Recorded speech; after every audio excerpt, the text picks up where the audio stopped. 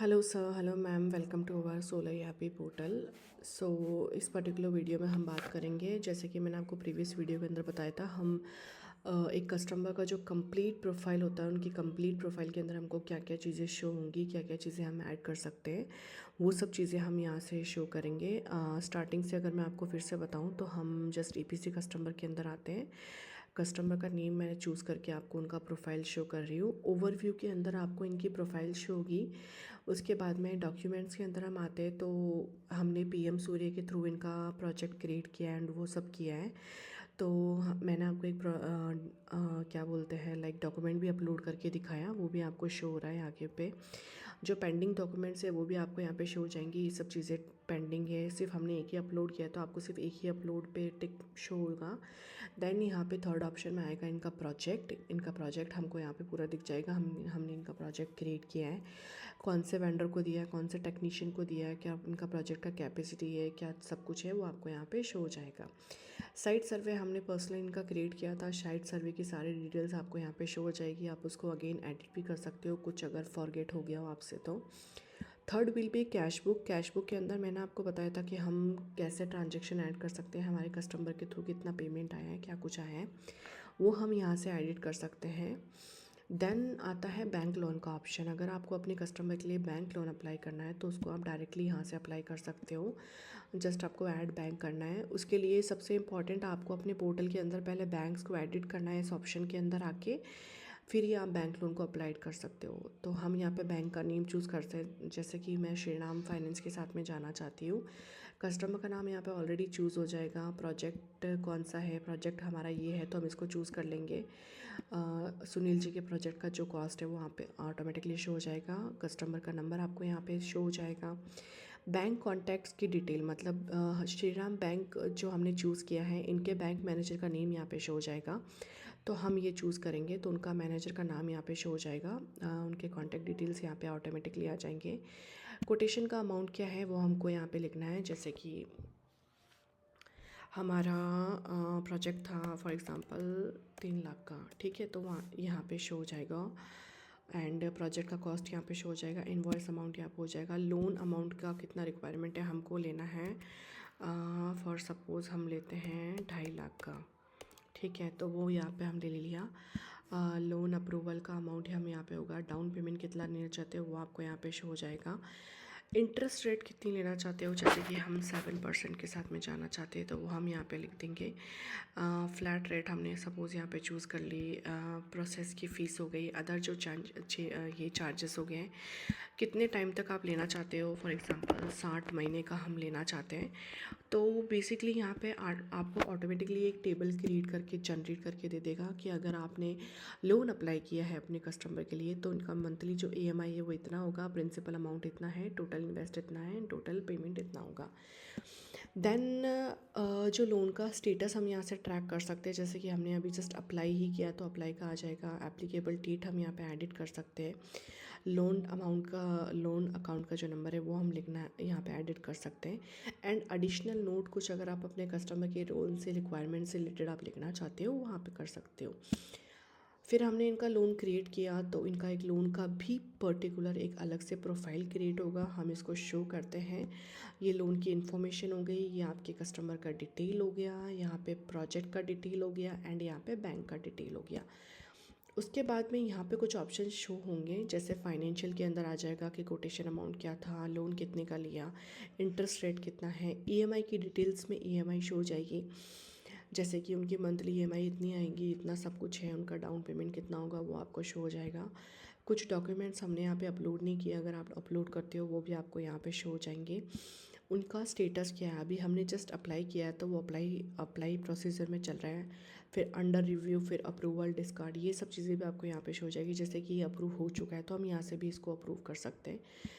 यहाँ पे अप्रूव करेंगे तो ये ऑलरेडी अंडर रिव्यू के अंदर चला जाएगा। अगर ये रिजेक्ट हो जाता है तो हमें उसको यहाँ से रिजेक्ट भी कर सकते हैं। नोट्स के अंदर एडिशनली मैंने आपको बताया था, कुछ अगर नोट्स आप लिखना चाहते हो तो वो भी आप यहाँ से लिख सकते हो। तो ये एक प्रॉपर आपके जो कस्टमर हैं उनका जो लोन का जो प्रोफाइल है वो पूरा यहाँ पे क्रिएट हो जाएगा।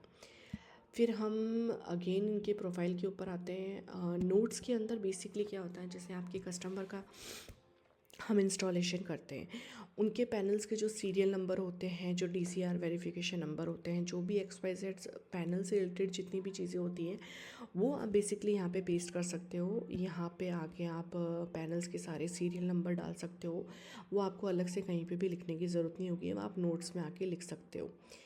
टास्क आप बेसिकली अपने कस्टमर के लिए बना सकते हो, जैसे कि हम इन कस्टमर के लिए मैंने अभी लोन बना दिया है, तो हम और कोई टास्क बनाना चाहे तो वो हम इसके थ्रू आके हम यहाँ पे टास्क क्रिएट कर सकते हैं। वो टास्क हमको यहाँ पे बेसिकली इधर शो होगा, तो हमको थोड़ा पता रहेगा इस कस्टमर का काम कौन से स्टेज पे चल रहा है, क्या हमने टास्क क्रिएट किया है। स्टेजेस की बात करें तो मैंने आपको बताया था कि हमने हर इंस्टॉलेशन के लिए मतलब जो सोलर इंस्टॉलेशन है उसको हमने 10 स्टेजेस में डिवाइड किया है। जैसे सबसे पहला स्टेज आ गया लीड को रजिस्टर करना, तो जो भी आप जिसको भी ये काम दे रहे हो, जैसे उन्होंने ये काम कर दिया, ये कर दिया, तो वो इस प्रोजेक्ट के ऊपर आगे कस्टमर के प्रोफाइल पे आके ये चीज़ों पे टिक कर देंगे कि कस्टमर का ये सारा काम कंप्लीट हो गया। बेसिकली हम बात करें तो ये स्टेजेस सिर्फ एक अंडरस्टैंडिंग के लिए बनाई गई है कि आपके कस्टमर का जो काम है इंस्टॉलेशन का वो कितना आगे बढ़ चुका है। ये सारा काम कंप्लीट हो गया, उसके बाद में साइट सर्वे के ऊपर आते हैं। अगर आपके कस्टमर का साइट सर्वे भी कंप्लीट हो गया तो आप इनको टिक करते जाइए, जिससे आपको पता चल जाएगा आपके कस्टमर का साइट सर्वे कंप्लीट हो गया। तो इन बेसिकली टिक मार्क्स के थ्रू आपको और आपका जो स्टाफ मेंबर है जिसको आप ये काम असाइन कर रहे हो उनको पता चल जाएगा। जैसे कि हमारे 2 स्टेप कंप्लीट हो गए हैं, तो हमारे कस्टमर का 25% काम कंप्लीट हो चुका है, तो मैं अपडेट कर देती हूँ कि हमारे कस्टमर का 25% काम अपडेट हो चुका है। एडिशनल नोट में भी आप कुछ लिख सकते हो, एक्टिविटीज़ मतलब आपने क्या क्या किया आज के दिन में, इस कस्टमर का क्या क्या काम हुआ है वो आप यहाँ पे देख सकते हो।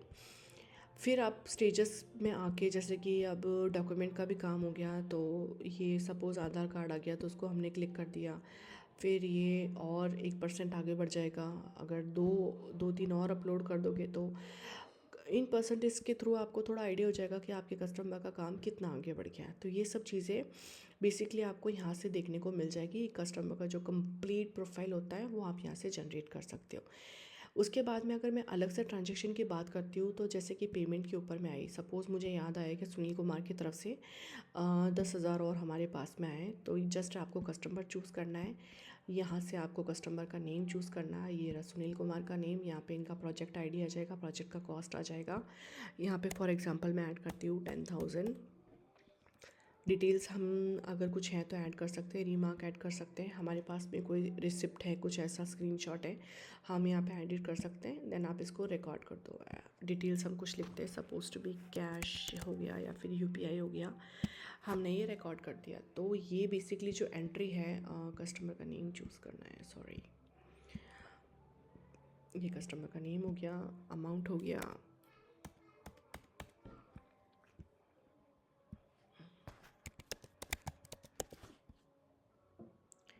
उसके बाद में हमने इसको रिकॉर्ड कर दिया, तो ये ऑटोमेटिकली हमारे इस पेमेंट के अंदर ऐड हो गया। ये हमको कैश बुक में भी दिखाई देगा एंड जो यूज़र पेमेंट्स है उसमें भी हमको ये चीज़ दिखाई देगी। सुनील कुमार की तरफ से 10,000 आए, ये हमने 2 बार एडिट कर दिया, तो आपको ये यहाँ पे भी दिखाई देगा। एक हमने कैश की एंट्री कर दी, एक हमने एडवांस एंट्री कर दी।